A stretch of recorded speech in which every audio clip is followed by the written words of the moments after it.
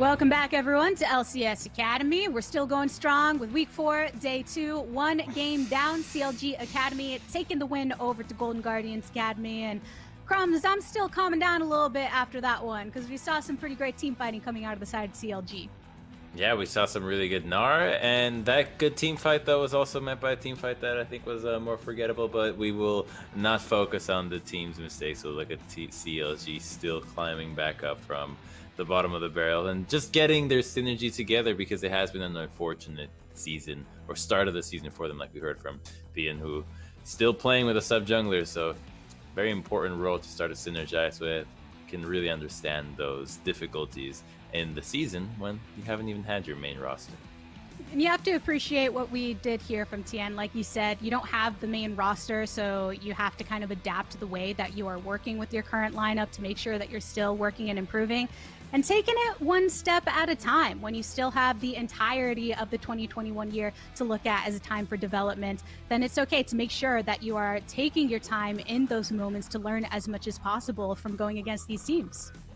Yeah, it really is okay so many times, because for a lot of these players, it's not the end of the world if it's the first year that you're playing and you're really not having the greatest results, because it's about that long-term growth. It's about making sure that you are doing the correct steps in practicing and improving. It's building the foundation of being a pro properly, so that then you join another team later and don't have to dismantle all the things that you've learned and thinking, oh, I learned wrong from the start. There's a lot more to undo before we can start to build again.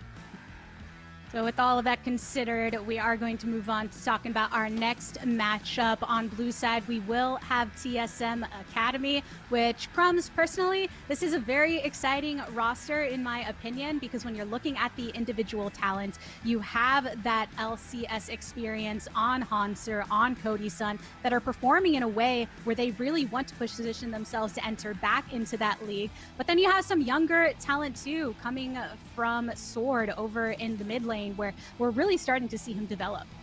Yeah, Sword is a bright spot that TSM has been hoping to see develop. That's why they picked him up. He was one of the first members in the development team, if not the first, if I'm not mistaken. And Sword has been quietly improving, yet the one that I really look out for is Babip. I think Babip has been phenomenal for TSM. Not a rookie, right? Coming in from OPL, a jungler with plenty of experience, and he has been smurfing a lot of games. So if I'm looking at members from just the entire Academy player pool, who stands out, who's been smurfing the hardest, one of the standouts from the jungle role has to be TSM's jungle Babip.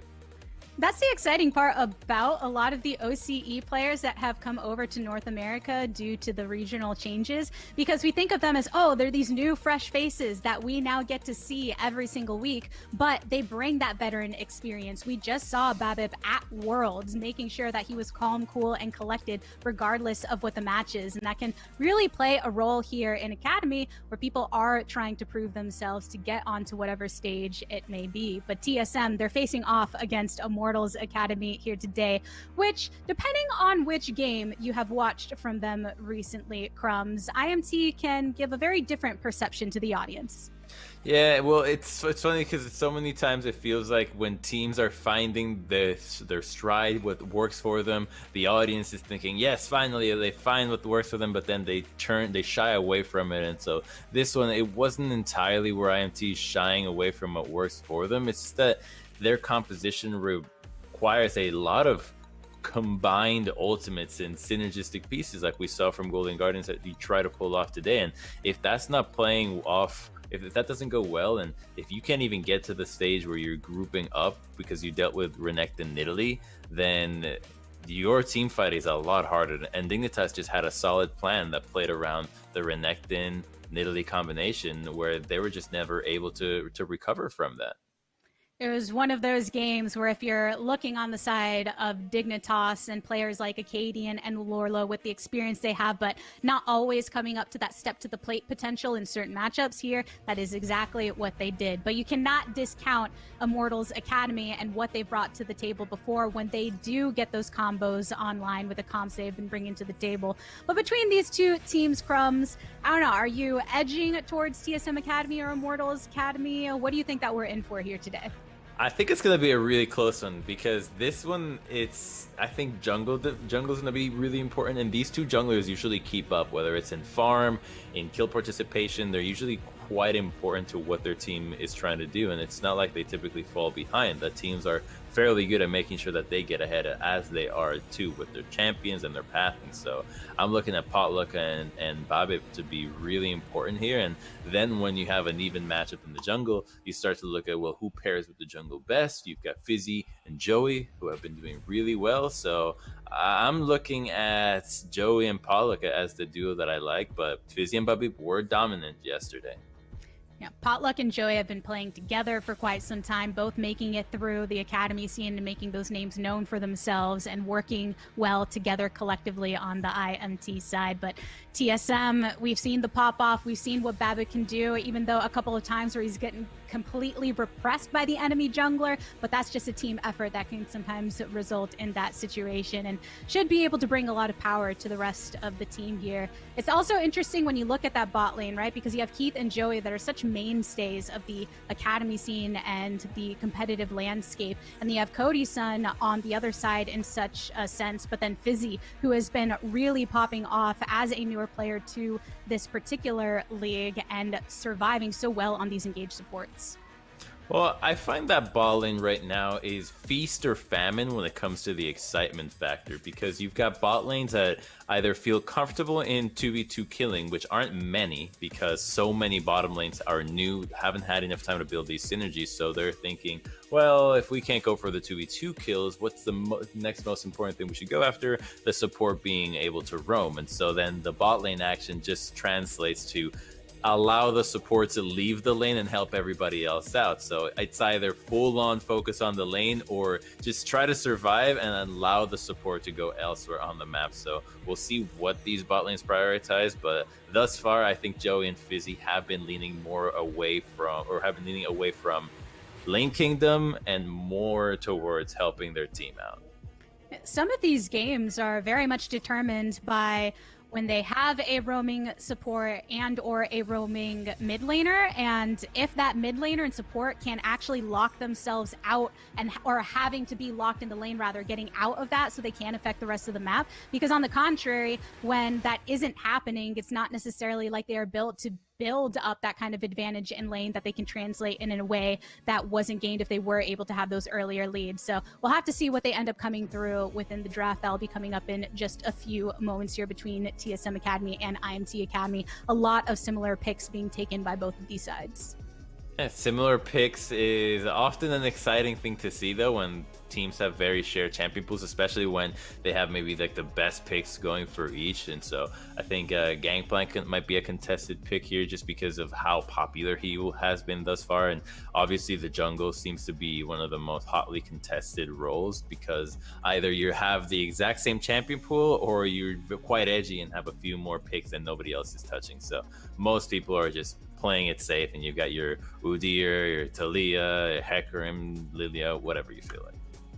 Time for us to find out, though, what TSM Academy and Immortals Academy are going to be bringing to the table here in their draft. Also want to keep an eye out on what that top lane matchup ends up being that obviously Hanser offers a lot of strength there, really great at farming and getting himself ahead in the laning phase. But you have Tapoon, another one of those OCE players that showed out on Legacy, that's been here to make a stir and bring that veteranship over onto the Academy side, despite being a newer addition to the league. But when it comes to the bans, a couple junglers taken off of the table. Nidalee in the right hands has been such a menace for all of the enemies that she faces off against, especially if you can get those ganks online to really bring that power. But top laner Gnar also taken away, and no more Seraphine yet again today, Crumbs.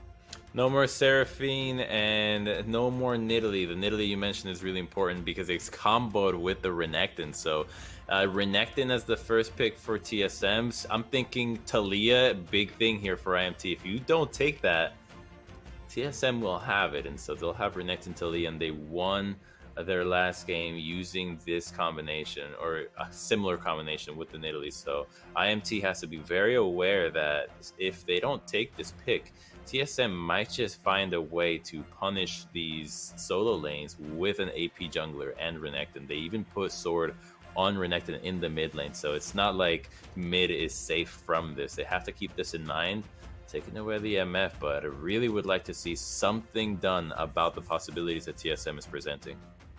It's great hearing from Sword. I believe it was an interview he did yesterday where, like many mid laners out there, has drawn inspiration from Doomby and having that champ pool that he can often flex with Hanser if needed. And there is the Taliyah, despite a little bit of a tweak to her here in patch 11.3 that affects some of her clearing, is still extremely effective in any other regard, and with some of that change to her move speed. Yeah, okay, I mean, we saw it coming. I'm sure IMT knew that this was going to happen. This is not a surprise after so many games of League this year. So I'm kind of feeling for whoever has to lane against this. I'm looking for what kinds of champions they'll have to pair with this, because Gragas being a pretty safe top laner was what Tapoon ran against Dignitas, and they had Nidalee Renekton, and they were not able to keep him alive. They had a really strong point on the map on the side of Dignitas with that combo. So IMT need answers against this combo, and they have not shown them this week. Yep, Kai'Sa, the oh-so-reliable, Taliyah in the way that she can affect the map as a jungler, and then Renekton, that we're not entirely sure if that's going to be top lane or mid, based on the champ pools of the players on the side of TSM Academy. And then Immortals Academy, they got a couple of their marksmen for themselves. Potluck should be piloting that Graves, and then the Misfortune and Leona down here in the bot lane. The Gragas that you mentioned has now been banned away, a flex pick that can go into multiple categories, and a big strength of Tapoon, as he has shown in previous games here. But with no more support, or no support rather, locked in just yet on the side of TSM Academy, that's where the bans are going to continue to fall from the side of IMT, since they know an engaged support is still what they are looking out for. Galio also taken away at this point. They're pretty happy if they take the Nautilus into the Leona, although it does give TSM a really strong combo still. So you're going to have a solid matchup with the Leona into it, but TSM will still be able to have a really well-rounded composition. So curious to see what happens down here. Sylas as a ban here makes me think, okay, Twisted Fate's still available. Sylas often picked against the Twisted Fate. Gnar is banned, so it's not an answer to Gnar here. So I think that that's what they're going for, and IMT could try to snatch it here if they think they could deny it. It just won't combo with anything, so I'd prefer to see something else, and Volibear will be the response to Taliyah Renekton. Seems beefy enough to survive it, but don't be surprised if it gets one-shot as well. These guys have a ton of burst. I don't think we've seen Volibear in Academy just yet. I'm trying to recall back in my brain space, but if we did, it would be in a very limited capacity. But bringing out that beefiness to try to counter what is on the side TSM Academy, that Nautilus extremely telegraphed, so at least you know what you're dealing with if you are IMT, with this getting locked in down here in the bot lane, as the last couple picks will be going through soon enough. But excited to see the Volibear come through, because I feel like a couple people have mentioned its absence. Yeah, I think everybody had their eyes on Whippo's Volibear in the Fnatic versus G2 matchup, and seeing how well he played that really inspired a lot of laners. So I'm excited to see it. TSM, though, got a Twisted Fate. IMT didn't take it away. I think TSM kind of showed that this is what they were going to go for. It works with the Renekton. It's pretty good with the Kai'Sa Nautilus for a dive. It can be somewhat of a global with the Taliyah. It's not the strongest mid 2v2, but if you're not up against somebody that has cleanse or is really far back, it can be just as deadly as if it wasn't double AP. So I like what TSM has done here. It's a matter of if the IMT have learned their lessons from yesterday's games against Renekton. That is the question. I mean, wherever the Renekton is, it's still going to be a threat. And when you have somebody like the TF that can make those plays just that much more possible. For IMT Academy, they do have picks that are going to be able to scale and have some effect should they get into that territory. You can also keep yourself somewhat safe with the MF. We've seen a lot of players that have piloted the Misfortune here in Academy. It's nice because you have the flexibility to be somebody that is super powerful later on in the game, but if not, still has decent abilities in the kit to set up the rest of the team in any case. So we'll have to see how they end up faring when trying to mitigate some of the plays that TSM Academy are going to be going for to be as proactive as they can across the map. Both of these teams 3 and 4 in the standings also, and are looking to bring themselves to that 50% win rate here. 50% win rate and a lot of cleanse. So we'll see how the cleanse fares against all the pick potential that both these teams have as we go right into the game, into a standard 5-point defense. All members just staring each other down menacingly in the river and the jungle. Say, I know where I want to be. I know where you're at, and I just want to keep you there at this point so we can comfortably get this game rolling. But a lot of great lanes for us to be looking at just in terms of being excited about Academy talent. We've talked a bit about Sword and being kind of one of those young, wrestled here from solo queue, has had some appearances in Twitch Rivals and is now showing out in the professional sense, versus Pretty, who comes in with that experience over in EU and is now here wanting to make a statement, seems very eager to prove himself, to get in a position to try and push towards that LCS status. And with that, you can expect a player that's looking for those proactive plays and proving that they can be someone that can make the difference on the map and not just slot in to have a minimal effect. Well, to make a difference in Academy, I think a big part of it is consistently building CS lead. Has been something that all laners that eventually move up, or even junglers that move up into the LCS, just always have dominant laning phases. They need that and then good team fighting. It's a full package that people want to have is slotted into their LCS team. So if Pretty wants to make it up there, not only do we need to see those good Syndra team fighting stuns and good one-shot R keys, but also a solid CS lead, because in a matchup against Twisted Fate, it is expected for the Syndra to be able to push in the Twisted Fate.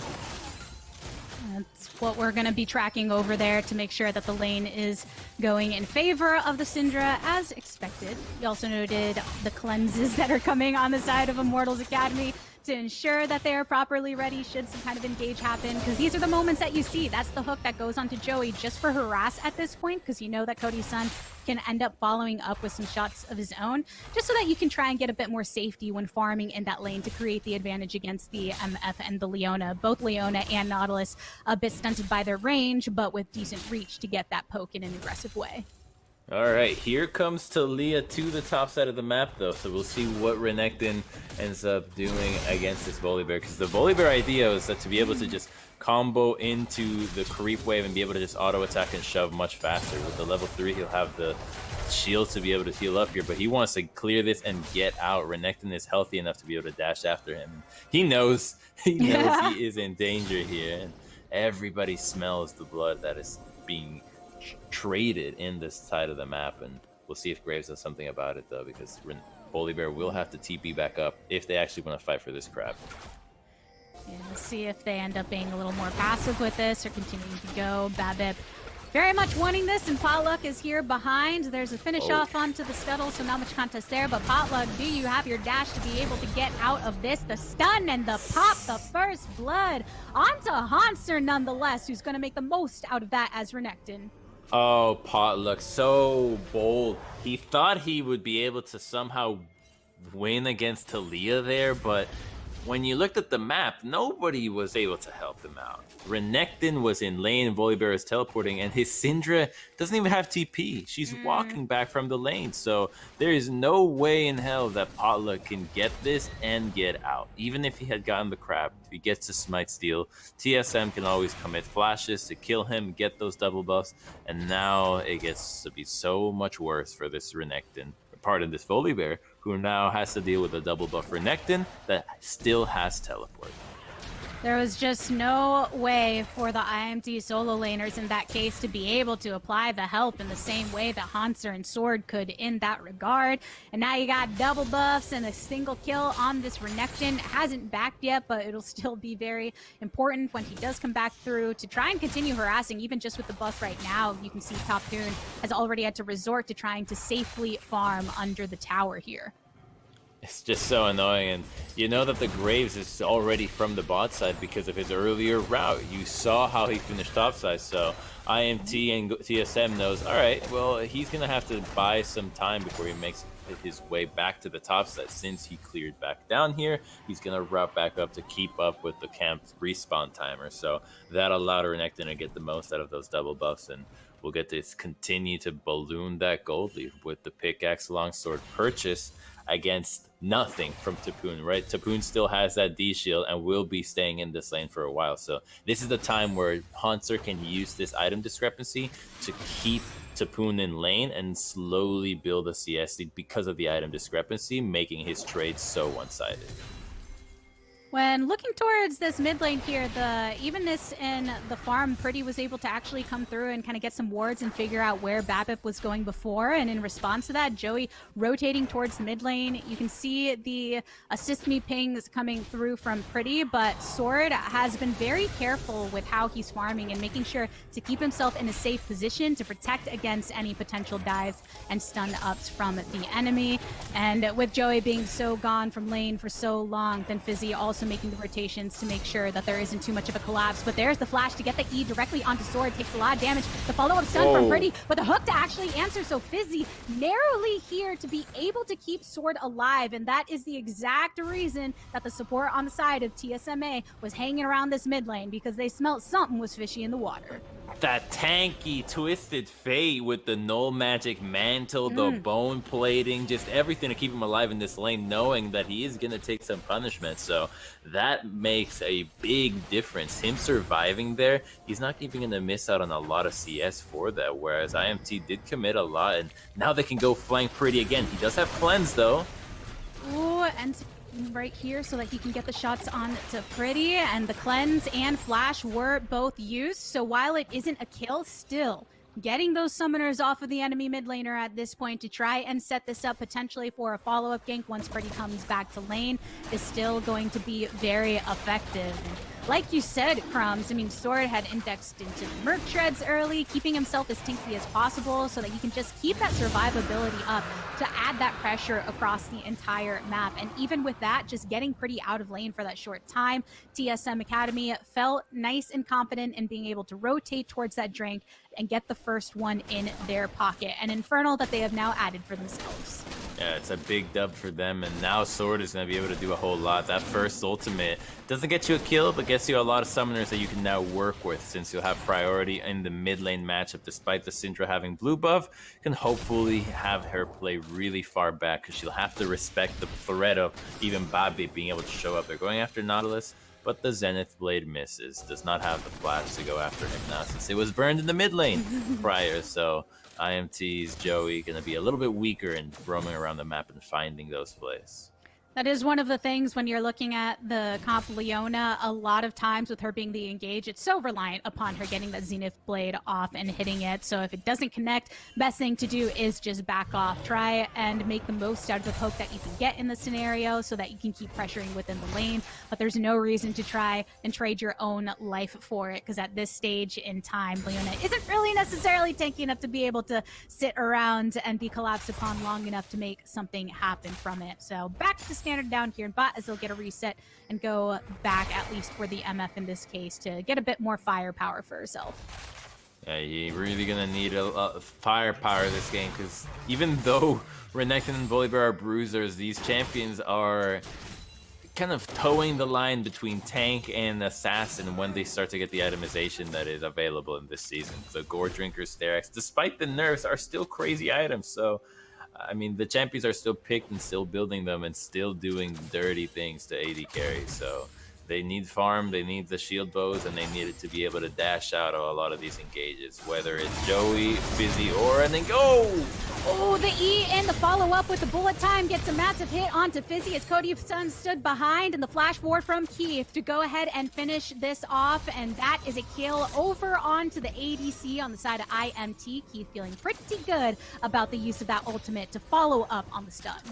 That was really sick. It almost looked like no one was expecting Keith to stand there and use the ultimate, although Fizzy with a really quick ultimate to cancel the ultimate, although the problem is now you're next to Miss Fortune, so she just finishes with the auto. So it's just a good look out of IMT knowing that they could combo the Nautilus quickly enough to be able to get a kill and then reset and have Miss Fortune catch the wave as she struts back to the lane.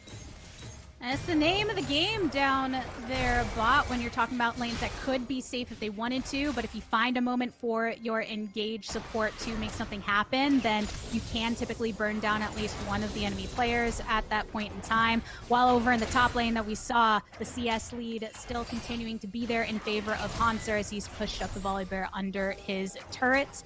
And down here in mid, Syndra, as expected, Pretty making some use of trying to get the clear onto this wave and keep that CS lead somewhat respectable. As Sword will be wanting to roam and make plays across the rest of the map. You can see the majority of the team have already positioned themselves towards this top side. A long try. They know that there are no wards here around Top Poon, and they're ready for the potential dive. Cody's son, to get a little bit of poke on him, but it's time to clear the wave first. They're scared of Volibear. They don't really know, like, do we have enough damage? Can we kill him? You're thinking, if Nautilus uses ultimate, can he jump out of it? And can we still combo? Are somebody going to get stunned under the turret? So better not risk it. He's building tanky. Just get the resets off and just allow Renekton to continue to lane against him, because TSM is continuing to get objectives in their favor, so they don't need to go for those kinds of plays. I think if he would have liked to go for the Volibear, he would have kept Renekton on that side of the map and used him on the dive to be able to respond to not only IMT's potential response afterwards, but even to be able to have another crowd control tool to force Volibear's ultimate. And off of that, you get the official flip. I mean, Keith and Joey made their way over towards that top side. We're still in plate territory too, being that we're about to be cresting onto 12 minutes. So very limited opportunity for them to try and get some of that additional gold. Sword is here on the side, and Potluck ends up dashing over, throws down the smoke screen, but it's a flash for a flash, even with the stun and the seismic shove to finish off Potluck. Babbitt with the kill credit onto that one. The ultimate from Nautilus ends up getting Pretty in the back line. Uses the solar flare, but it does not quite connect. Busy burned down again. Keith following up with his own ultimate, but is not needed in that moment. It's a 1-for-1 trade. Support for jungler with the Drake up and ready. Oh, they're looking for more, though. The action don't stop here. Okay, it's just going to be used for vision there. They're trying to catch... Nope, just using to get back to the lane. But that was all Fizzy overcommitting, because when Twisted Fate and Taliyah flash forward for the Graves and use all their abilities, Nautilus cannot flash forward and use abilities. Nobody else can follow through. You actually just saw all the follow-up abilities be used. They are on cooldown, so when Fizzy used that ability, he positioned forward thinking he should get more from it. He didn't, and then paid for it with his life. So it was a nice pick out of TSM. Just ends up being a 1-for-1, and nobody wins out on the vision department. It'll just be time for the Rift Herald. So we're going to see how this played out once again, because Sword gets jumped, but it's Pollock being way too bold here. You don't know where Taliyah and Nautilus are, so when they double flash forward and kill him, that's it. Bam, this fight is over. Ulting here, walking forward in the face of Leona, you're asking for trouble. You don't have flash, she has ultimate. The fact that they used Miss Fortune ultimate was even way too much overkill, because that Nautilus was so dead. And with that, Red has taken the dragon, and they continue for the fight. Fizzy's been marked down again and ends up getting stunned. Top Poon slamming on over for this charge, and Potluck, despite being fairly low, keeps himself in this fight. It's 2 down on the side of TSM Academy, with Haunter, Sword, and Cody's son have been pushed off of this engage. Great play from IMT to secure not just the objective, but some kills to boot. It's strange. Somehow I see there's a full HP Renekton and a Kaisa, and despite them not having a full item, I'm thinking, could they actually take these members down with the flashes and the ultimates? I think there was a chance for TSM to actually do a little bit more here. We'll take a look, though, how this initially played out, because they immediately delete Taliyah, big champion to combo with the rest of this squad, but Hanser here in the middle of the squad with the Twisted Fate. I don't know. I feel like dashing down could have been a pretty good shot there, since you have Kaisa ready to reposition there, and it's not the Gore Drinker Renekton, but he is running Conqueror, so the healing is a little bit increased. Just the kind of limit testing that I think we see in leagues like the LCS. Teams like Team Liquid are often going for this, and I'm just surprised to see a veteran players like Hanser not be the ones trying to push the envelope there. Yeah, you do kind of let your mind wander and think, if you weren't behind the wall and separated from them, could you have done a bit more with Dominus and the rest of the kit available? But in the end, they do still keep themselves in this game. There's a gold lead in favor of TSM Academy. They managed, I believe, to get some plates off before the counter went on down. And that CS lead that Hanser has been able to build up as expected from him and his laning prowess is something that he's maybe looking to protect a bit more and not get a little too vulnerable. There's a solar flare that ends up getting the slow onto Cody's Sun and Fizzy and the E to boom, but Cody's Sun marked down low, flashes forward, gets some more missiles onto the opposition, the knockup onto both Joey and Keith. And that damage onto Fizzy, strong, but is it strong enough? TF here with the ult as well. There's the dredge directly onto Joey, but you don't want that re-engage. Ultimate from the Graves to finish off Fizzy. And Potluck and Joey making quick work from this tri-bush to really put TSM into a corner. Well, yeah. I mean, we're starting to understand why tragedy is comedic. And another one! Oh, okay. Yes. Tragedy is very funny here because TSM...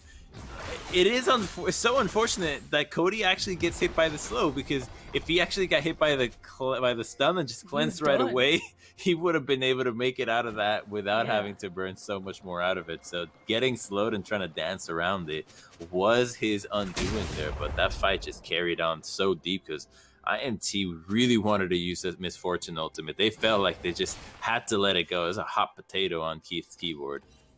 It's almost their approach to it is very much kind of in this effect of, okay, we're able to consistently get something off of this ultimate. It's always better to make plays happen than not. And every time Keith is there with the ult, they're attempting to get some kind of pick or an advantage in the fight that will soon be ensuing. As far as objectives go, TSM Academy have focused down on this Herald. Immortals are very aware of this coming from their jungle. Are they going to pursue this? The direct stun ends up landing onto Hanser, but he can actually just slice and dice right out of this and gets the flash over the wall with the ultimate activated. Keith taking a lot of poke right now, but this wall in the jungle will keep them protected. So while some summoners were used, no lives were lost. Volibear really thinking about going for that pounce into the mix and going after the Renekton, but this is a tank Volibear, so that wouldn't have been a wise idea. Cody, flash deleted. Pretty was here to make some ugly work of that bug. Cody's Sun tried his best to avoid the damage, but couldn't, and will find his first death in this game, which, you know, if you're looking at some of the very close calls that happened prior, is probably happy for this to be the initial one. If you want a clip to convince anybody that plays marksman as to why they should play mid lane, show them what Pretty just did to Cody. Alright, just flash, QR, stun, goodbye. Not much that she could do there. Cody will just hope to get to the point where you see that Syndra use abilities, and then you fly into her face, late game, and just one-shot her with your Kate in range. So she can have her revenge, just not yet. She'll have to be very patient. Your hope with Syndra is, can she blow off all of her abilities and then she won't have nothing to take me down? But when it's a 2v1 like that, it's a lot less likely for something like that to happen. And he definitely suffered the brunt of that. And it looks like down here in the bot lane is where the play will be made. Top Moon hopping directly onto Sword. The Unsealed book was able to keep him at bay, so no trouble to be had down there, with the majority of players on both sides still scouring around this mid lane, with this turret being at half HP on the side of Immortals. It is a prime target for this Herald to charge into, and they'll be able to get the charge with Joey and Keith pressuring above to see if they can keep TSM from making sure that they get another charge on this. And they'll be rotating towards the top lane instead, where that tower is looking a bit weak. Yeah, that's a tower that TSM is trading for the Dragon. They have the Graves from the side of IMT taking the Dragon, so TSM using the time to get control over the red side here. And they still have plenty of ultimates to pick members off, and Pretty is one of them without Flash, so is Keith. So these members that don't have these summoners are really juicy. It's just that now you don't have anything to fight over. So if IMT wants to, they can just make sure that they're staying hugging the turrets, that they don't give TSM an opportunity to jump you globally with TF and Talia, and then you won't get picked off for the next 5 minutes. And that's kind of what you want to do when you're not faced with an impending doom of a win condition that is the Infernal Soul, or part of Wind Soul. To try and get some quicker access to those ultimates, which some of these can be extremely impactful, especially when you're looking at the way that Keith has been using his liberally, and if you get that damage up to be extremely effective later on. We are at the point now where you get plays like this. Pretty finds himself amid many members of TSM, even using the Weaver's Wall for the separation to ensure no one from IMT can come to help. And TSM pick off that pick, which allows him to try and force through here. There is no wave for them to be able to follow up to get some poke onto this tower initially, so instead try and just get the vision as much as you possibly can in this jungle for when a lot of these objectives begin to rise once more. It's what I'm saying, when you don't have flash, it's so easy to know where the teams are going. You just follow the members that have the least mobility moves, and those are the ones that you're usually picking off. It's pretty much that simple, right? Who is the easiest gold to start getting on the map? Oh, it's the Syndra right now. She has no flash, she has no movement abilities, only the face rush, and the cleanse is a freebie, so we just have to surround her. So they use the teleport to get behind her. That mitigates the cleanse, and it's so easy to then get her in. Once again, though, the flash will be back up, so now IMT will have a much easier chance defending the Syndra, but TSM with that pick can use that to get more vision and make it easier to get the next member who might not even need to have a summoner down. And that vision is exactly what they have been trying to push with this state in the game. Since you don't have the major objectives, TSM has already taken off a lot of the outer, or actually all of the outer turrets on the side of IMT.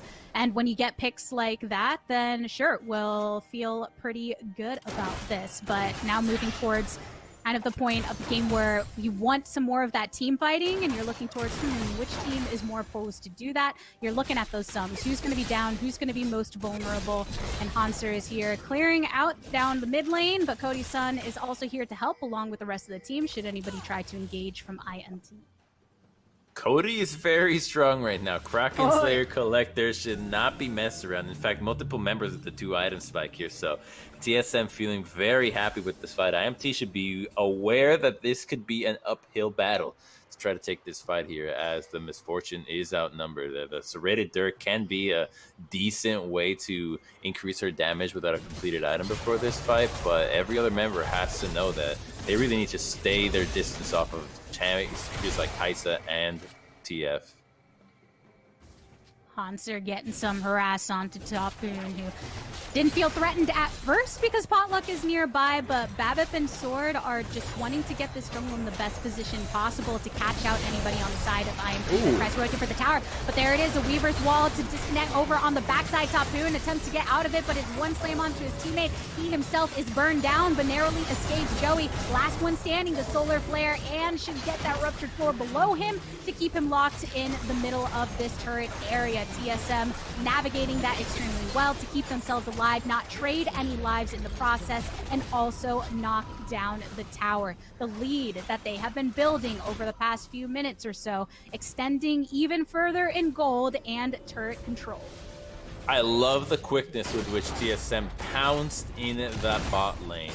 You see the Syndra in the top side, you see Misfortune in the mid lane, you press tab and you see that neither has teleport, they both have cleanse. So with TF and Talia, you're able to immediately route the Graves and Volibear, make it so easy for the rest of the team to collapse. And you know that no one's coming. There's no help on the way for IMT. Their members don't even bother with the SOS. There is no help coming, and they just get eliminated, and more gold to the side of TSM. They don't even lose a tier 2 top side. They just lose a little bit of farm, but they gain so much in map control, and more than anything, the momentum that they have been slowly building this game. And it's momentum that TSM Academy wished to continue. Immortals, just because of the map state, really were pushed into a position where they didn't have a lot of options where to go, and TSM reading that like a book to make what seemed like risky pushes not be so risky at all. And now with objectives back into the fray, you can see TSM are actually posing themselves more for a fight at this point, despite Hunter getting a little low in this regard. The wards are still over here into the pit. There's the hook from Busy to get to the backline. The ultimate gets a knock up onto 2, but Keith and the remainder are coming straight through into the river, and Tapoon, the hop in and gets shoved on back. Joey and himself both very low as Hanser is in pursuit. Cody Sun ulting to the backline, gets one, gets two. Sword and Hanser keeping the rest of them at bay for Cody Sun to come back into the fight. Can he get some autos? Sword goes golden to keep himself alive. That's a triple kill. Pretty's the only one to be surviving on the side of IMT. A quadra. Will the penta come? Cody Sun, please, you know that you are ready for it. Are we going to see a gold card in pursuit? But Pretty is just a little too swift right now to get himself out of the damage's way. So not a penta right now, but a wonderful quadra from Cody Sun. Oh, I think they can still want this fight. Pretty, what you doing? He gets one. Doesn't have the ultimate up, so he can't get another level of burst, but the orb is ready to be thrown. That's going to be a Drake over to the blue side, and Pretty Fizzy is here, so you can no longer try to make the cheesy play. But what a fight that we just had leading into that Drake. Whew. Yeah, okay. The teams are sweating now because we're no nearer the end of the game now. Despite the 5,000 gold from TSM, you see that the TSM team fight is still struggling against IMT because they're not coordinated enough. Nautilus is going in by himself with the Twisted Fate, can't get into the backline, so they get instantly popped, not able to do a whole lot, and it's only that the Renekton and the Kai'Sa are so fed that they're able to just continue the fight despite the initial engage. So watch Fizzy, right? Goes in. Oh, who can follow him? There's nobody here, so IMT easily take that one before. Volibear, I like to jump backwards, and then the Leona ultimate catches Thalia for a great little pick. And then TSM's thinking, well, it's 3v5, but we have a huge health advantage and a very fed Renekton who, to my surprise, is not healthy or is not able to survive through all this. I really like that Cody flashed in here to help out the rest of the team, and there was just nothing that they could do to try to get down Pretty. He would have popped them if they try to run straight at him. It's very, very much in a Cody Sun style to have a laning phase where you're thinking, okay, not that much going around. Maybe you got killed a little bit by the enemy laners. Maybe there is some jungle action, but then when the late game comes through, even if some of that engage was a bit discoordinated, a lot of these Nautilus ults that we're seeing knocking up players don't necessarily have that follow-up, but the damage was still enough to make up for some of that. So Cody Sun really making sure to go for it there to make sure they get the fight and the objective to boot. So now they're even on the Drake scoreboard. It's still 5 turrets to 2 comparatively that way. The gold lead has been extending in the favor of TSM, and now Immortals once again finding themselves in a place where they have to be truly careful with the way they creep through their jungle and into their lanes to not get picked out. Yes, and that carefulness can be something that slows you down entirely. You don't want to be paralyzed by being too careful when you have to think about Twisted Fate and Thalia coming out of nowhere. They've already felt that before, but it should not stop them. If anything, they should just be aware that that is something that TSM is going after, and if they can be close enough to defend whoever gets picked off, then that will be something that will stop TSM from going for that play. Because it's not like TSM is doing it blind. TSM presses Twisted Fate ultimate, and then you see, all right, this is where the enemy is. Should we commit or not? Oh, they're all grouped up. Don't go for it. But here he is, porting on the back. And there's the Weaver's Wall as well to get this cut off. No teleport available from the Volibear, so he will be late to the fight. The attempt from Joey to slow things down, to put the Solar Flare, just gets a bit of a slow to get some of the damage from the bullet time. Keith was already marked low in that, and they go ahead and disengage. The slowness with which Toppoon was able to come through meant that IMT did not want to press their luck too much in that fight, as now we get the direction onto Baron. TSM burning this down pretty effectively, already down to 50% HP. Hanser once again taking the brunt of that damage. Missed hook from Fizzy, and no hitting with the Void Seeker either. So some of the initiation attempts on TSM to try and make sure that they get that advantage to stay onto the Baron were already used up at that point. So now we're back to a reset.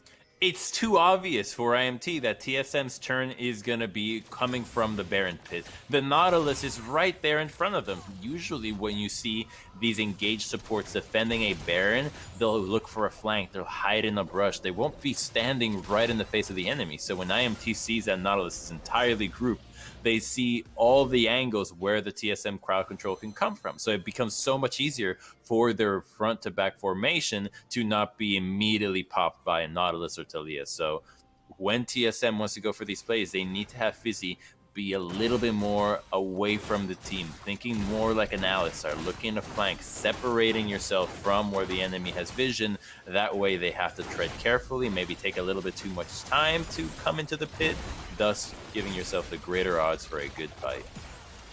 And that's where the hope comes from on the side of IMT. The fact that they learned their lesson from the last fight that happened around Baron, were able to anticipate where those engage abilities were going to come from. And by not allowing them to come through fruition, that's how you're able to stop the objective. Even between that or the fight that happened prior, where they were aware of their positioning in this, where the warding was, so they made sure not to go too heavy into any of this and use their ultimates in a very defensive way. While it's not exactly the playmaking that you need to be able to secure into a win, when you get later into the game, those are the nuanced differences that can bring yourself into it to try and get a fight that will be more favorable, and you can turn that into some objectives that truly turn the tide here. Okay, well, speaking of turning the tide, these teams are nearing closer and closer. Here we go. Oh, another Weaver's Wall gets the knock up onto Joey. Potluck just dashes right over, and here's the teleport coming from Tapoon into the middle of the fight, and Fizzy gets the ultimate onto Tapoon, but no knock up onto any of the other players. Sword forward position to make sure that he stuns out Leona, but Fizzy just has to escape at this point. The rotation of the fight has IMT all grouped over towards this mid side with TSM rather over towards the Drake, so that allows them to secure this, to put themselves on soul points, and IMT make their way over towards the Baron pit. They're threatening a rush, but this comp is not fast. TSM can respond quickly enough and still win a fight. And are they going to go for it? Who will be the one to engage the Void Seeker directly on just to get some vision and lock onto the targets? Tapoon has already been marked from tanking a lot of this Baron, and there's the hook onto him directly. He does have to hop out of it, and Pretty, can he follow up onto this bullet time that marked down the tanks? And that's going to be a bop onto Babip. Can they follow up onto more? It's a trade 1-for-1 at this point in time, so no one feels confident enough to go and stick back onto this Baron. Ultimately, a bait for them to try and get a fight out of this. The Liandry's Anguish taking down Volibear right at the very end, but TSM wins that fight because they get that dragon, so they only lose a single member, don't have to burn any flashes for that, and still get the objective. While the game does continue, they are able to start to get closer to that mountain soul condition, wind soul condition, which isn't entirely a win con either. It's pretty valuable in champions like Renekton and Kai'Sa being able to fly in and be crazy fast, especially in the stealth, but it's not going to be something that will just win the game flat out against IMT. They can still be strong enough to win a fight despite that, and you'll always present the danger of the Elder Soul. Let's see how this fight plays out right away, because Tapoon is already so low, and Joey's in the back. But because Joey's in the back, Sword is not in the front with the gold card to help combo anybody else out. So the Talia combination, not really that strong to pop anybody if they're not able to lock them down at a distance. So both Leona and TF get themselves out of the fight and weaken the synergies that both teams have. Now, TSM, they're pretty forcefully pushed up into this jungle, but there's still somewhat of a lack of vision. You don't want to engage until you have everybody here right and ready. A lot of your damage is down towards that mid lane, because Hanser and Sword able to go ahead and make sure they secure this turret up top, which brings the attention of IMT, but the rest of the team is here as well. There's a stun onto the top laner, but it's two fights happening.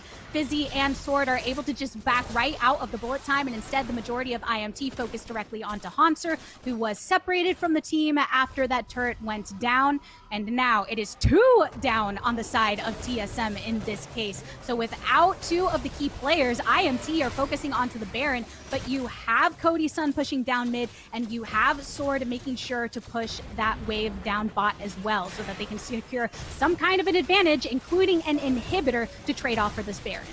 That is such an alpha move by Cody. I love that he's stuck to the mid lane. He sees his team run it down. He's like, listen, I don't care that you guys are trying to lose this game. I'm trying to win. We're going straight to the mid lane. We're getting an inhibitor for this Baron, so still getting something for TSM. It's going to hurt IMT's chances of getting value out of this Baron, and it's a really good slowing down of what could have been the beginning of the comeback for IMT. Multiple members getting picked off like that, really not something they can afford to do. This is not a team that will have an easy time team fighting them. These team fights revolve around using these globals to outnumber. When it comes to just one-on-one raw power, obviously Syndra outshines a Twisted Fate, so they don't want to go in these 5v5 scenarios without having a few seconds of a numbers advantage. A lot of the power from Baron comes down from being able to escort these waves down the lanes, but in a way where you're not threatening from losing the buff too much, whether it's being stayed as a group. And while they are continuing to push this down through onto the turrets, as Babib actually goes and throws the ultimate out a little here. Nobody to truly follow up on it. Maybe they're racing. Oh my, yes, Hanser and Sword are over in the top lane. We'll see what attention that draws back, because it looks like Tophoon is going to make his way back towards the base to try to defend this. But IMT are continuing to push down the mid lane here with the Baron buff. They have taken down an inhibitor, so inhib down on both sides. Effectively, TSM over in the top lane have actually been backed off of it. They're forced to come back into the base. Cody-san has been marked low. There's the multiple knockup coming from Fizzy, but he loses his life in the process. Oh no, so many from IMT with the TP coming through onto the turret and onto the cannon. Can they do this? Hanser forced to back off onto it, and Tophoon launches himself onto Babib, who just gets popped. Cody-san can't do enough to clean this up. Their eyes are on the Nexus, and it's IMT with the victory.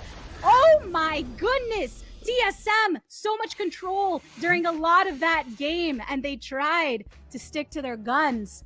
But Immortals Academy crumbs coming through there in the end. I don't know what to say. I really don't know what to say. You are base racing against a Baron? Are you serious? I can't believe it. I can't believe it. There's so much experience on this TSM roster. Who made these calls? You're base racing against Baron. What on earth was that? I thought they were just gonna defend and then try to deal with the Baron because it was an inhibitor lane, but they just, all right, let's just lose. All right. Yep. Their advantage was the fact that, okay, they got the Baron, but we have the better map state. We have one of their inhibs. Let's try and just oppress this as much as possible. Okay, they got a turret, that's fine, but let's, damper some of the bleeding. And in the end, you saw nothing come of that push top there. And oh, crumbs. That's just a sad way to end it, being that we saw a lot of good play out of the side of TSM.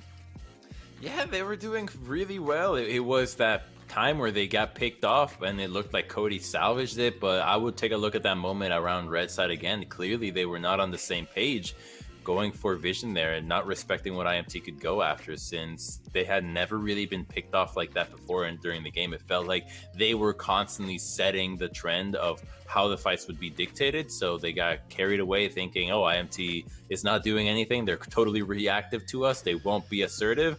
They immediately pounced, got the Baron, and the game was over.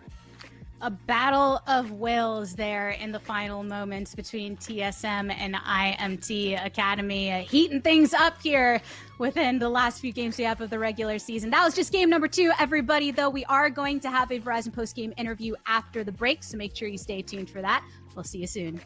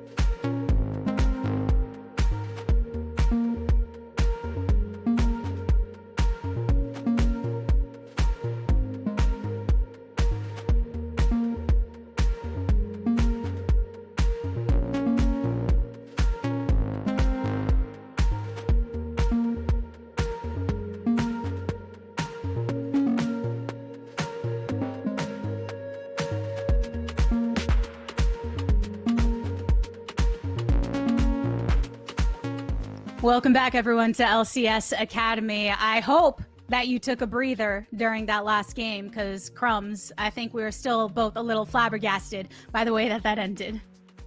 Yeah, multiple breaths were necessary to calm down from that. I have not seen the Baron base race in a while. So nice to see that Baron still wins out. Write that one down in case we don't remember. But TSM had a solid early game. It's just closing out the game seemed to be a much more difficult thing. And it's something that I think happens to a lot of teams that are packing Renekton, right? You have a composition that usually relies on the Renekton getting really far ahead, and then you transition that into just seeing team fight victories. But we never got that, maybe because the fights could have been pushed a little bit harder by the side of TSM. But despite that, it was never the scrim Renekton or what we expect it to be in the mid game, where he has a few kills and is really buff. It was like a 1-0-0, not very strong. So that unfamiliarity in the strength of the Renekton may have slowed down the game enough for TSM to then flop it in the end. Yeah, he had some moments to shine, but not all teeth were barred by that amphibian creature. Now, as far as taking a closer look at what we just witnessed, we do have one of the Immortals players here for our Verizon post-game interview. It is Keith joining us after what we all just witnessed. Keith, how are you doing today? Feeling good. After our rough loss yesterday, and with a nice win today, it feels good to come back. You know, this 1-1 week is okay, but it's all right.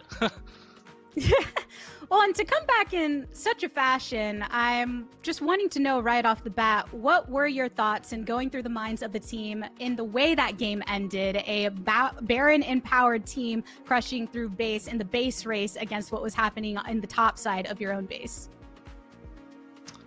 I mean, we just knew we were stronger in the team fights, so we just pushed down mid with our Baron buff, and they probably thought they could try to base race us topside, but I mean, I think we just pushed too fast, and I think they just got outscaled because their game plan was to snowball Renekton, but I don't think he got far enough ahead to the point where he could like 1v9 the team fights, and we have like such a strong team fight comp, and that's why we're able to end the game like that. Yeah, once you guys got into those team fights and you're extremely effective, but that did require a lot of mental in the mid game when things were getting pretty strong for TSM. Who's talking more and keeping the team kind of calm in those moments when you do have to keep things a bit slower and wait for your team to scale? It's mostly Pretty on our side. He's very vocal on the team, and he plays an important role for us. Obviously, their team comp was pretty scary to play against. They have TF and Tulia, they have two globals that can always pick us whenever we're split, so we always have to be careful when pushing our side lanes. But I mean, in the end, we just out-team fought them, and we won. It's curious to me to hear that Pretty is the most vocal one on this team, because while he does have experience in other regions, he is one of the newer players to this league. How has that dynamic worked between adding Pretty when you have voices like yours and Potluck and Joey that have been such staples and mainstays here for quite some time? I mean, even though he's new to the league, I mean, obviously, as soon as Pretty joined the team, he has a lot of experience under his belt, and I mean, his voice is very loud, and what he says is always important for us to like execute our game plan. And yeah, I mean, he's just a really good leader, and definitely played a large role in our win today. And Keith, you played a large role in your win today as well. It's always such a pleasure getting to see you on the Rift. In terms of evaluating the talent that is here in Academy down in the bot lane when thinking about other ADCs, now that you've had some games against quite a few of them, is there anybody that you are most worried about or intrigued by when it comes to that lane matchup? Well, no one I'm really scared of, but I guess one name I've been interested in is Jan. I think he's actually pretty good for such a new player. But no one I'm really scared of. You know, like I guess I'm in the academy for a bit, and we did well in our ball lane. We got a solo kill versus Cody's son, who's also like you would consider like a good player, right? He's good. So yeah, I mean I'm not really scared of anyone, but Yana's pretty good as well. Yeah, okay, no fear here, but Jan is pretty good. Someone for you to keep your eye out on. Keith, thank you so much for stopping on by to speak with me. Yeah, thanks for the interview. Well, Crumbs, We got to hear from Keith after we just witnessed him having an effect in that game. You look a little startled there, buddy. I had to bring you back into it. I was playing with my lights. I was trying to make sure that the camera had the greatest setup because I'm looking at yours, and every time I see your setup, I'm always baffled. I'm like, damn, that just looks so good. And then the background is so detailed. I just have a little tapestry behind me. I feel like a lot of the audience, they may not know how the heart attacks that you give to production sometimes, because I know you like your calm cave when we're in the games, lights off, nice and subdued. Well, it's not a cave. It's that the lights do blare in your face all the time. So after enough time, it's like, can I see the game, or do I play or do I cast in the dark? So in order to be able to open my eyes in between it, I need to be able to have enough downtime with no lights on. Everybody likes their downtime from the lights, and everybody, we are going to get a little bit more downtime before we hop into our next game, get things ready and rolling for that. We're only 2 games deep into the day, so a lot more LCS Academy to come.